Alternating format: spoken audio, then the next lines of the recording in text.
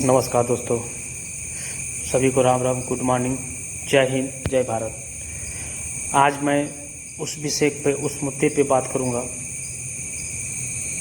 उस मुद्दे की बात करूंगा जो मुद्दा होना चाहिए आज का। मैं एक फौजी हूं, तो आप समझ सकते हैं किस मुद्दे पे बात करूंगा।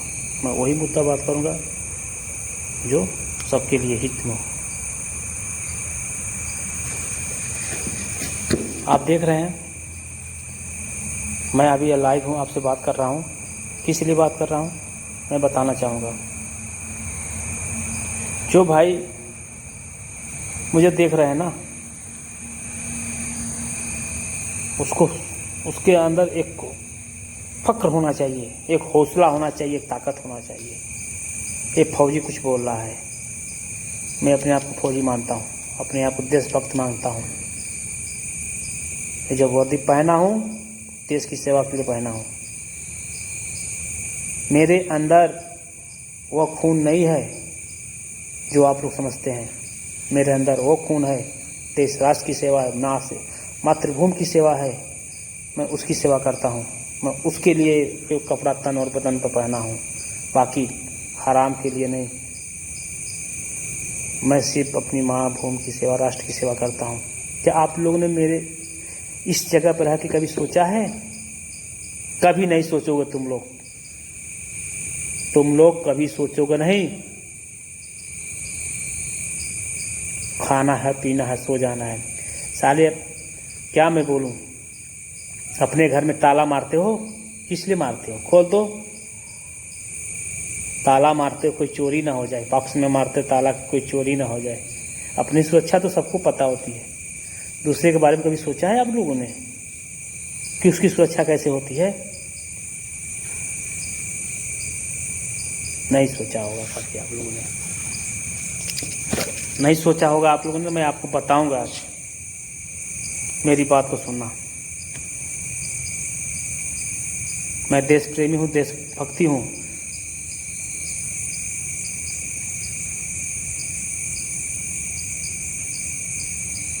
शर्म करो यार तुम लोग। ऐसा वक्त, ऐसा समय आ गया, मैं कभी सोचा भी नहीं था कि ऐसा वक्त और ऐसा समय आएगा। देश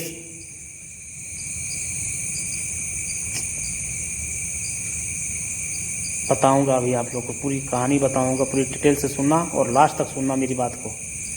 मैं फौजी हूँ, सत्य और निष्ठा वाली बात करूंगा। जब मैं छोटा सा था ना, तो मेरे घर में भी एक मेरे बड़े भाई साहब थे आर्मी में, जो मेरे गांव को होंगे उनको सबको पता होगा। जिसको नहीं पता मैं बता रहा हूँ।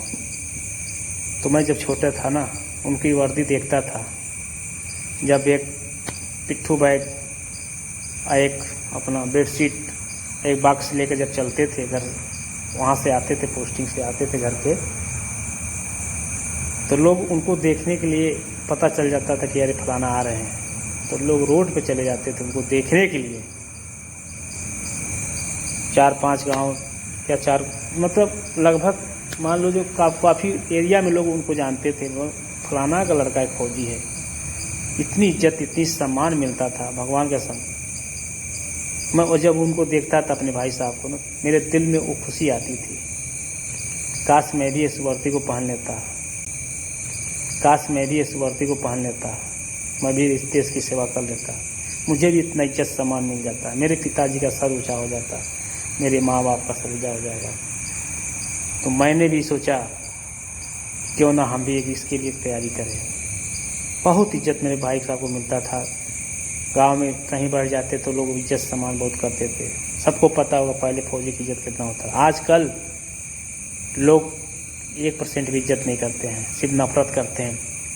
आप लोग को पता होना चाहिए, ये देश, ये भारत किसके पर टिका है? एक देशभक्त, एक फौजी के ऊपर टिका हुआ है।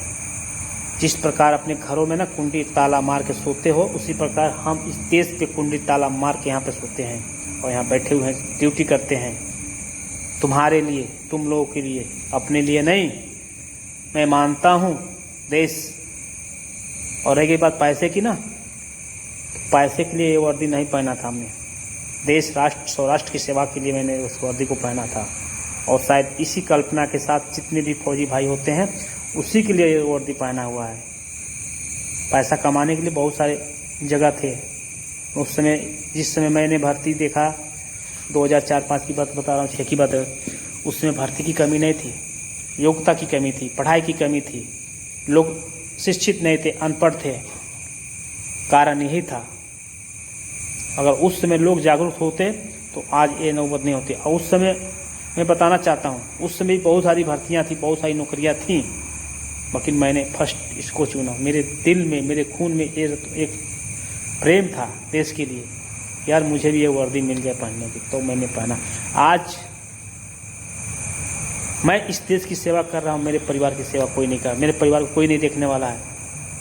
सबको पता है पुलिस की चरित्र प्रमाण पत्र, छाया प्रति सबको पता है पुलिस वाले के अंदर और फौज वाले के अंदर में क्या अंतर होता है। अगर पूछा जाए इस चीज़ के विषय में, सबको साफ सबको पूरे देश को पता है।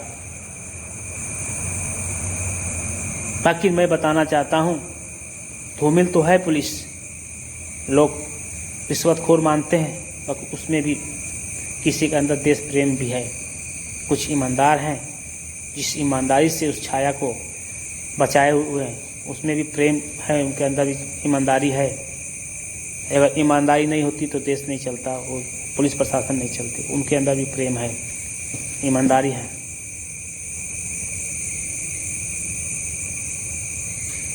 कभी सोचा आप लोगों ने? मैं अपनी समस्या बता रहा हूँ। बहुत बार हो जाता, हम लोग ट्रेन में जाते हैं, सीटें नहीं मिलती हैं। कभी इसके बारे में सोचा क्यों नहीं सीटें मिलती है?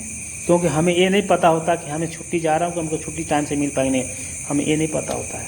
क्योंकि अफसर को सबसे पहले देश की सेवा ड्यूटी करना पड़ता है, जो जिसके लिए पहने हो उसको सेवा करना पड़ता है। हमें ये नहीं पता होता कि हमें ट्रेन में जाना है तो हमें सीट मिलेगी नहीं मिलेगी, छुट्टी मिलेगी नहीं मिलेगी। जब छुट्टी मुझे मिल जाती है तो हमारी सीटें कन्फर्म नहीं होती हैं। हमें उसी कोने में, उसी बाथरूम के किनारे एक साइड में लटक के जाना पड़ता है। कारण ये होता है कि हम भी अगर सिविल पब्लिक होते तो हमें उस किनारे कोना में लटक के जाने की जरूरत नहीं पड़ती, आराम से रिजर्वेशन कराते, फर्स्ट क्लास VIP की तरह सो के जाते।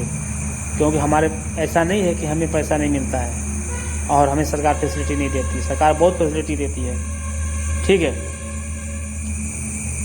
सरकार बहुत फैसिलिटी देती है हमें, बाकी हमको ये नहीं पता होता कि हम टाइम पे हमें छुट्टी मिलेगी नहीं मिलेगी।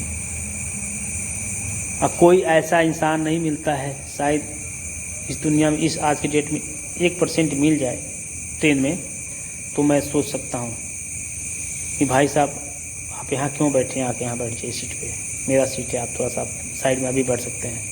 ऐसा नहीं मिलने वाला, क्योंकि उनके अंदर प्रेम नहीं है। पहले का समय रहता था ना, वाह, स्टेशन पर फौजी चला जाता था ना वर्दी पहन के, तो लोग वहाँ पर मेला लग जाता था देखने के लिए। पुलिस भी शर्माती थी उस समय और पुलिस भी सम्मान करती थी उस फौजी को, उस वर्दी को। ये वर्दी नीला पीला की सफ़ेद जो दिखाई दे रहा है ना, इसमें बहुत सारी ताकत है। उस समय सम्मान होता था, उस समय इज्जत होता था। आज से 15-20 साल पहले की बात बता रहा हूँ आपको, आज की बात नहीं बोल रहा हूँ मैं।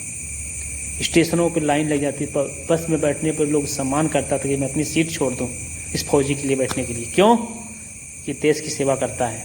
और आज की डेट ऐसा है कि वो अपनी सीट बचाने की कोशिश करता है, इसको क्यों मैं बैठने दूँ। बैठने के लिए भी नहीं देता है उसको, उस फौजी को घसीट के। और ऊपर से टीटी के अंदर भी सबको पता है, टीटी भी साला कितना बड़ा चोर होता है। वो पैसा कमाने के चक्कर में ना फौजी को भी अपने अंगल में ले लेता है। और वही पुलिस वाले अगर वर्दी पहन जाते हैं ना, तो उससे नहीं ऐठता है। उसको पता है कि इससे ऐठूँगा तो मुझे ऐठ देगा, और ईमानदार को सबको ऐठने की कोशिश करता है। तो उसके अंदर भी प्रेम नहीं होता है। तो ट्रेन में भी टीटी चलते ना, वो भी सोचता है इससे भी ऐठ लूँ। ये नहीं सोचता भाई मेरा फौजी है, देश की सेवा कर रहा है। जिस प्रकार हम अपने घरों में सेवा करते हैं ताला मार के, इस प्रकार अपने देश की सेवा, बॉर्डर की, अगर हम बॉर्डर की रखवाली ना करें जो देश की सीमा लगता है चाइना से, नेपाल से, भूटान से, बांग्लादेश से, पाकिस्तान से, तुमको नोच के खा जाएंगे सब जो अंदर में बैठे हुए हो ना, तुम लोगों को नोच के खा जाएंगे। अगर एक साइड से हम छोड़ देना किसी भी एंगल से तो तुम लोग महफूज नहीं रहोगे।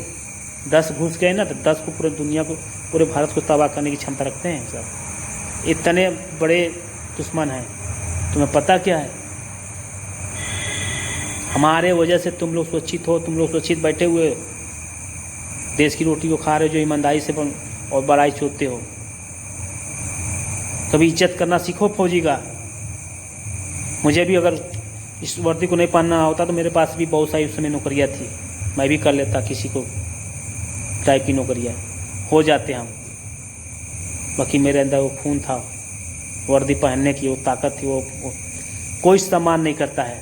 आज ऐसा वक्त आ गया है, मुझे बोलना इसलिए पड़ता है जब दुख अपने अंदर झेलना पड़ता है ना वो तकलीफ, तो आज मुझे बोलना पड़ता, मजबूर हूँ। हम यहाँ किस लिए बैठे हुए हैं? मातृभूमि की सेवा तो अपने कर, अपने परिवार की सेवा भी करना पड़ता है। अब मेरे परिवार सुरक्षित ना हो, मेरे परिवार पे कोई अटैक करे तो एक फौजी का दिमाग कहाँ जाएगा? आपने कभी सोचा? प्रशासन भी, वहाँ की जो लोकल पुलिस होती है वो भी सेवा कर, वो भी मेरी मदद नहीं करती है, हम लोग की मदद नहीं करती है। थाने में जाओ ना तो ऐसे नखरे दिखाते हैं जैसे लगता है कि इनकी बाप की थाने हैं। कभी इज्जत नहीं करते ना इसको। और आज के डेट में इतनी संघर्ष कर रहे हैं फौजी, इतनी तकलीफ कर रहे हैं कि मैं आपको क्या बताऊं।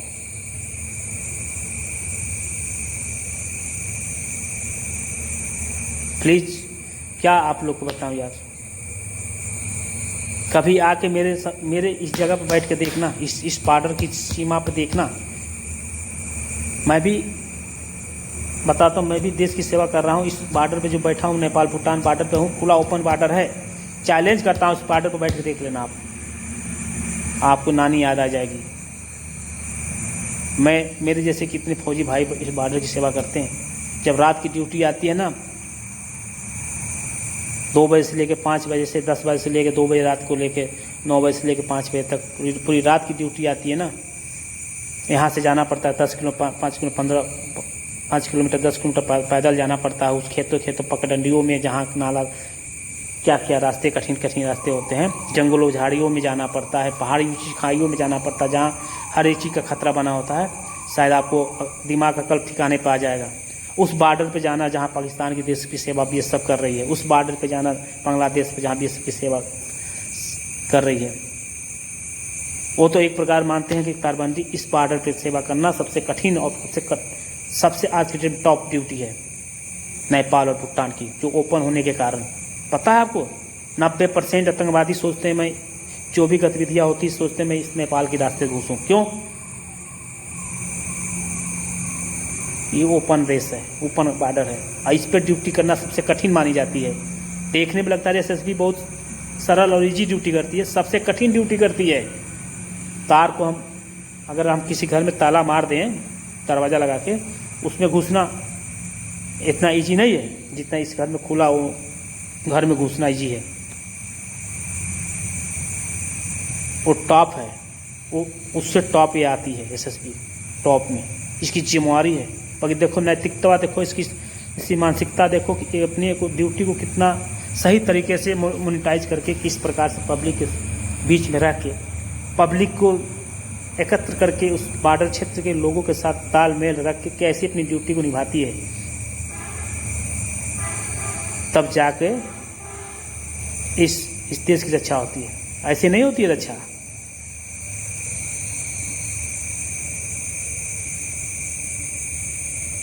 कोई इज्जत सम्मान नहीं करता है आज की डेट में, किसी फौजी की इज्जत सम्मान नहीं करता। सीखो आप लोग, दुनिया खत्म हो जाएगी। अगर आप इनकी इज्जत नहीं करोगे तो कल को आपका भी कोई इज्जत नहीं करेगा।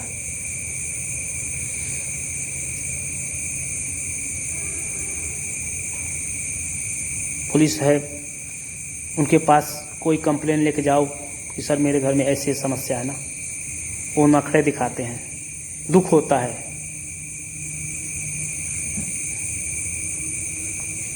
पब्लिक है, पब्लिक सपोर्ट नहीं करती है। आजकल बगल अगल के जो लोग हैं ना वो सपोर्ट नहीं करते हैं, वो और दुश्मन बने हुए हैं। ये नहीं सोचता बंदा वो अकेले, अगर मैं भी उस जगह पर होता, मेरी फैमिली अकेले है, मैं उस जगह उसके साथ सपोर्ट में होता, क्या वो बोल सकता है?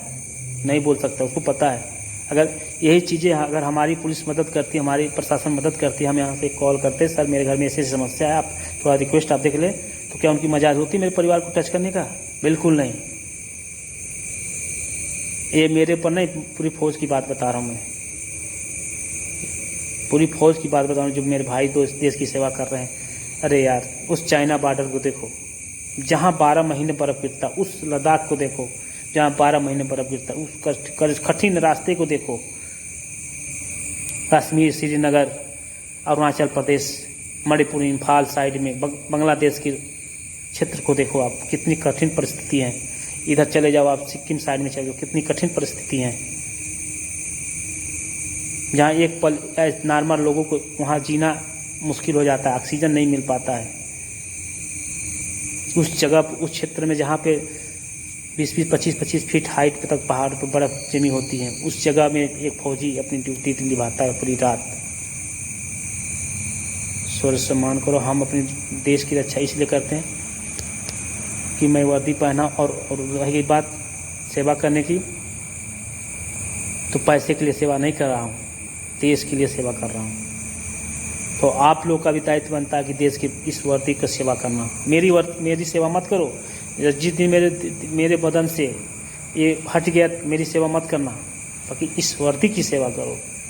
इसमें साफ सुथरी, कोई इसमें इफेक्ट नहीं मिलेगा आपको, बेईमान नहीं मिलेंगे इसमें आपको, कोई रिश्वतखोर नहीं मिलेंगे आपको। तो किस लिए आप नफरत करते हैं? प्यार करिए।